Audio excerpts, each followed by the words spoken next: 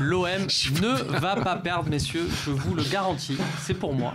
L'OM ne va pas perdre ce week-end à Saint-Etienne. Tu crois ? Ah, je vous l'assure, vous pouvez le jouer. Et non, on peut pas. Si un site prend les paris, voilà, c'est la condition sine qua non. C'est un week-end tranquille, c'est bien. Mais voilà, un week-end sans défaite, sans but encaissé. On vous rappelle qu'Adil Rami avait dit après le match de Reims, au moins le point positif, c'est qu'on enchaîne 3 clean sheets. Bon, manque de peau, le match d'avant, on avait quand même pris un but. Pris un but, ouais.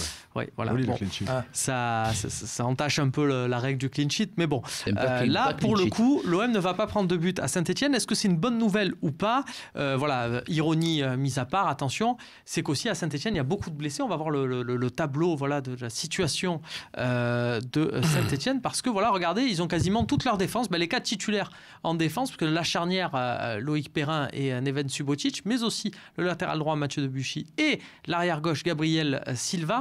Voilà, ils sont tous indisponibles. Mais devant, ils sont tous là. Hein.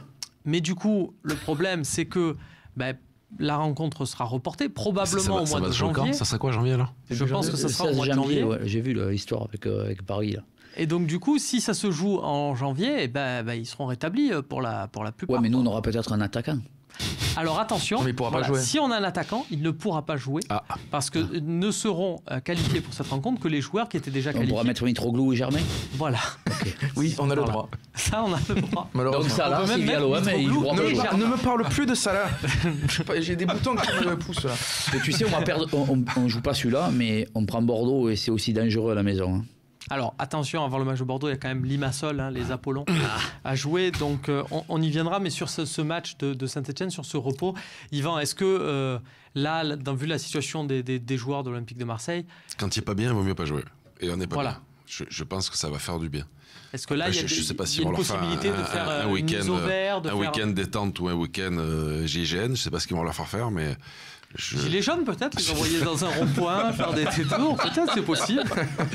Mais je propose, excusez-moi de vouloir aider l'Olympique de Marseille, excusez-moi de vouloir trouver des solutions. Un week-end essuie-glace, comme tu disais. Mais les remplaçants, ils ont déjà l'habitude.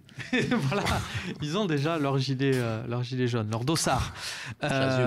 Ce match contre Saint-Etienne, donc il va être reporté. Moi j'ai vu Mitroglou au péage de la Barque. Sur le classement, non mais sur le classement, Jérémy, est-ce que c'est une bonne nouvelle ? On reste, on va dire à l'affût du podium, ça laisse le temps de se remettre et de. Oui, non, parce que je crois que pas toutes les rencontres sont reportées. Alors elles sont reportées progressivement, c'est-à-dire que. Pour le moment, Lille non. Donc Lille pour l'instant, Lille peut jouer. Voilà. Et Lille peut te mettre à 7 points déjà. Donc psychologiquement, c'est pas une si bonne nouvelle que ça. Tu oublies la deuxième place déjà.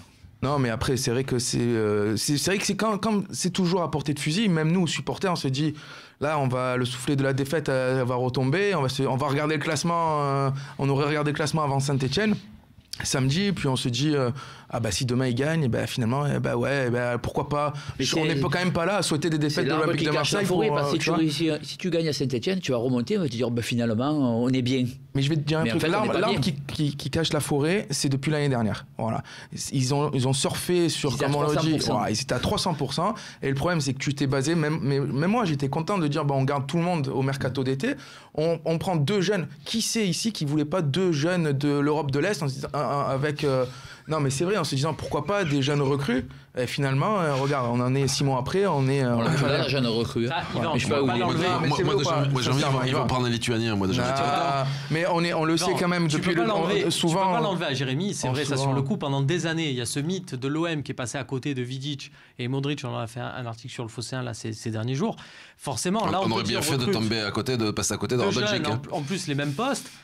Effectivement, sur le coup, tu te dis, tentons le pari. Après, une fois que le pari est perdu, c'est bien beau de se dire, ça m'engageait pas, c'est eux qui ont raté. Des paris à 2, 3, 4 millions, je veux bien. Mais là, tu as 32 millions de paris, il faut rater. Ou alors, tu fais ces paris-là, mais tu as fait ton équipe d'abord, et tu dis, si eux, ils viennent en plus, c'est bien. Oui, mais là, eux, ils viennent pour apporter le truc en plus. Non, mais des paris à 4 millions, est-ce que ça existe encore déjà ? Ouais.